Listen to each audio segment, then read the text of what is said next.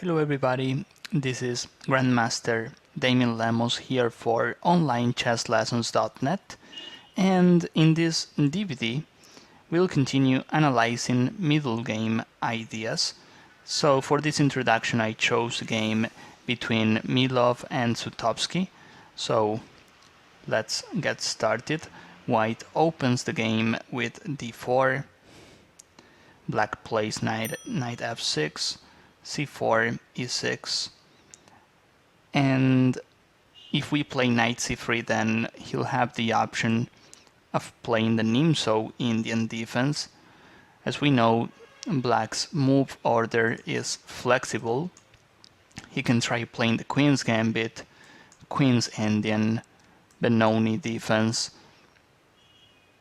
When we play knight c3 he also has the chance of playing bishop b4, the Nimzo Indian defense, and the idea is to take on c3, therefore destroying the pawn structure. The only drawback for black is the fact he gives his bishop pair, so white plays e3, the Rubinstein variation. As white, I play queen c2. I like queen c2 because then we protect our pawn structure and we also win the bishop pair. Here he has to take. If he moves the bishop back then he's wasting a lot of tempos. And when he takes, we take back. We have the bishop pair, a nice pawn structure, and black, his advantage is development. This is the Capablanca variation and the main line of the Nimzo. e3 is a solid option. Here black plays b6 first. He can also castle, and white plays with f3. This is not an easy move, unless you know that position, because usually this is the square for the knight, knight f3, or maybe knight e2, but f3 is not a natural move in that position. Here we'll understand why f3 is a good move. In a lot of variations, black, he tries playing bishop b7, he takes on c3, and then he plays knight e4 plus f5, and then he has full control of the e4 square. So if we play f3, we control the e4 square. We can try playing e4 too, and most important, we stop bishop b7. And black plays with c5. He's trying to break our center, and he's trying to open that position because we are not playing natural moves, we are just advancing our pawns. When black plays with c5, that reminds me of the Benoni defense, we usually have to advance, therefore we get more space. And black keeps putting pressure in our position. As black I would probably take on c3. That is the main idea when we play the Nimzo. I mean, I would take before white gets the chance of defending this knight on c3. And then I would try closing that position, because without the bishop pair, I mean with the knight pair, I want to play a closed position. On the other hand, as white, I would try opening that position somehow. Here black, he goes for an aggressive variation, but okay, here we play e4, logical move, we overprotect d5, and the thing is we have much more space if we finish our development, then we'll have a big advantage because of our center. He takes. Here we take with the c pawn, taken with the e pawn. We saw something like this in the previous DVD. We have a position where white can take on d5 with the e pawn. However, we open our king and we don't have a good development. I mean, if we had bishop d3, knight e2 already, then taking with the e pawn is good, because we have much more space, good development and attacking possibilities. But here, this is suspicious. He'll castle, he'll play rook e8. He can also take on c3 first, therefore destroying our pawn structure. So I don't like this for us. Every single piece is on the first rank. So we take with the c pawn, and I don't mind. I mean, if he takes on f1, this is not a big deal. After all, we got his best bishop. We know bishop b4 is not a good bishop because it is crashing into the pawn structure. Here bishop c1 is our best bishop because our pawns are placed on light squares, and somehow we'll castle e3, king e2. We have good options. Here black plays knight takes e4, and okay, I understand the idea. As black, we know white doesn't have a good development and he still has the king in the center, so it is tempting to play something like knight takes e4. I mean, we are trying to punish white, but we also have to remember black's king is on e8 too. I don't think black has enough pieces to launch an attack like this. And of course we accept the sacrifice. There's nothing else we can do here. We can't even play queen e2 because the bishop is on a6. And if we play bishop takes a6 first, then he'll play knight takes c3, and this in between is winning. We don't have the check on e2, that's the problem. So we just take, and yeah, black decides to take on c3. If he goes queen h4, we can play this. I don't see any way to continue the attack. Well, maybe queen f4. Okay, so the bishop is hanging. I'm just wondering what happens here in this position, because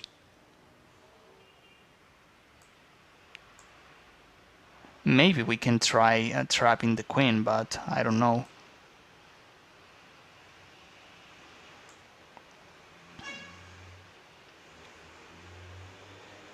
After queen h4, king here, queen f4, king c2. Well, feels like he gets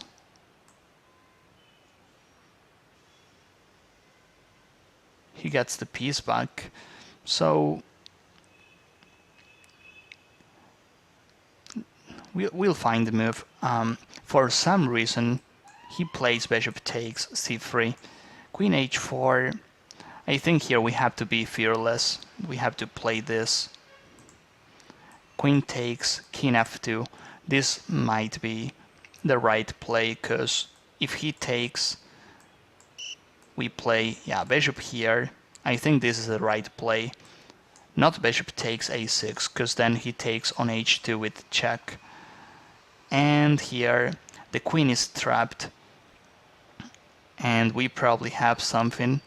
If knight f3, queen h5, but we can also try something like this, and the queen is trapped. So we'll see something like this in the game. I was just trying to compare both variations. This bishop takes, pawn takes, queen h4, and we play e3. This time king d2 runs into queen f4, and he gets the piece back. So e3, this, and queen takes h1. So we continue with bishop e2. If queen e1 check, this is tempting too, but he plays king d8 plus rook to e8, and we are in trouble. So we play this, queen takes, and here white decides to play bishop e5. As you'll see in notation, this is a blunder, a bad move by white. At first sight it looks like a powerful move, because we stop king d8, we prepare queen e1, and in a lot of variations we are trying to play bishop h4, and we trap the queen. This was good too. I mean this was good, not bishop e5, knight h3, and then something like this. This looks slower, but by playing this we make sure we trap that queen, and we also have attacking chances on the king side. The other point here is the fact he can't finish his queenside development, so he's playing down a queen, and yeah, it's gonna take a lot of tempos before he gets his pieces out. He won't be able to create counterplay. So let's see what happens after bishop e5. He castles, bishop h4. Here we also try trapping the queen, but he plays rook e8, and knight f3 is not enough, because in a lot of variations he'll play rook e2 check. So by playing this bishop e5, bishop h4, we can't trap, we can't take the queen yet. Here, for instance, if we play knight f3, rook e2, he takes his chance to escape with the queen, and it's not clear. I mean, we have some chances, but he's got a couple of extra pawns. I believe he's gonna get his pieces out, and I mean, we are running out of chances here. We don't have queens. After that, knight a6, he's probably winning, so this rook e8, here we have to be creative. White plays queen d2. We also have a nice chance, c4. We sacrifice a pawn, but what we want to do is clear. We want to get more development, and we play rook c2. Once we try this, then knight f3 becomes possible. He still has a defense though, and yeah, this is too complicated. I mean, I know as white we always have some attack, but it's tough to calculate everything, and if something goes wrong, then we are in big trouble.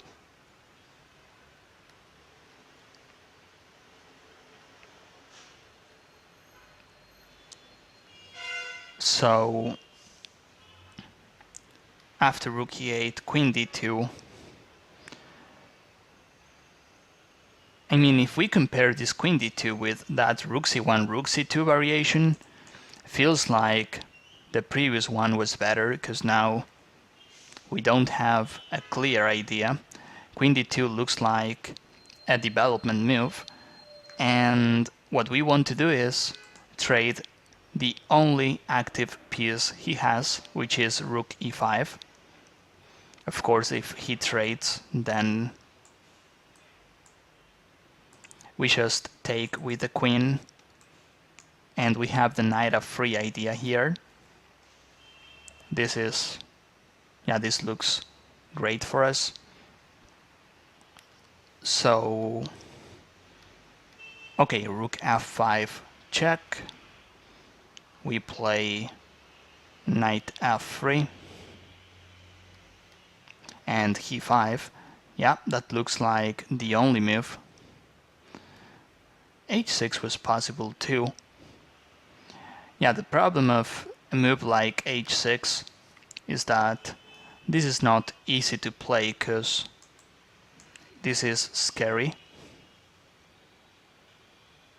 But after all, black has something here. I mean, he's down a piece, but bishop h4 is not good. We are lacking some pawns. And yeah, he gets the piece back too. I'm not sure about this variation. This is too complicated. And he's gonna take all our pawns. Maybe here, well, this king e3 is... Well, it's probably, yeah, the other way of taking the queen. But he has this powerful move, knight c6 plus rook e8. If knight takes, knight a5, and yeah, there's no way to stop knight c4, rook e8. Believe it or not, we are in trouble here. This is easier to see with the computer, but a move like king e3, when we see king e3, we smell something is wrong, and that is what happens here in this variation. So knight f3, okay, black plays e5. h6 was better, as we saw, but we have to remember this.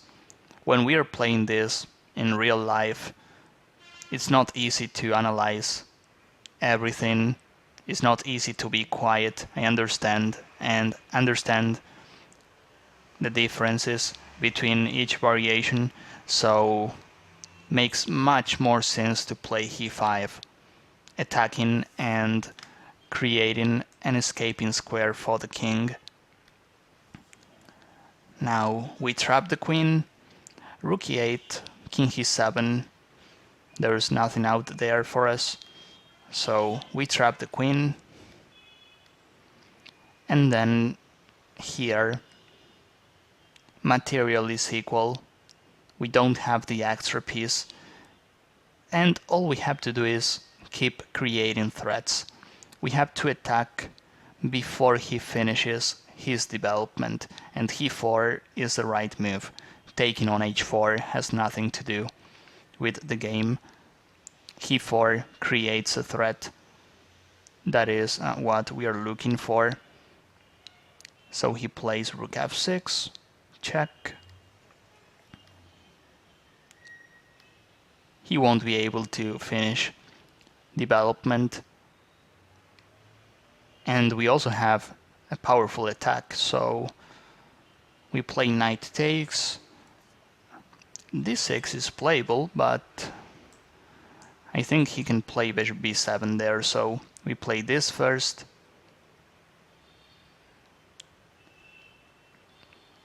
We make sure his king is weak and open. If king e7, then queen e8 plus queen takes e4. So here we just play d6. Now it's over. We open bishop's h1 diagonal. We have a lot of discoveries. and, well, queen takes. Yeah, here he gives up. After knight takes, I believe even queen d8 is winning here, so black gives up here. Tough game. We had tough decisions because here, this is that position where looks like white is winning because we have much more development and his king is still in the center, but we have to be careful how to trap the queen. And believe it or not, knight h3 is faster than bishop e5, bishop h4. So, well, I hope this analysis was useful, this introduction, and we'll continue analyzing tough middle games during next videos. Thank you. This is Grandmaster Damian Lemos here for onlinechesslessons.net.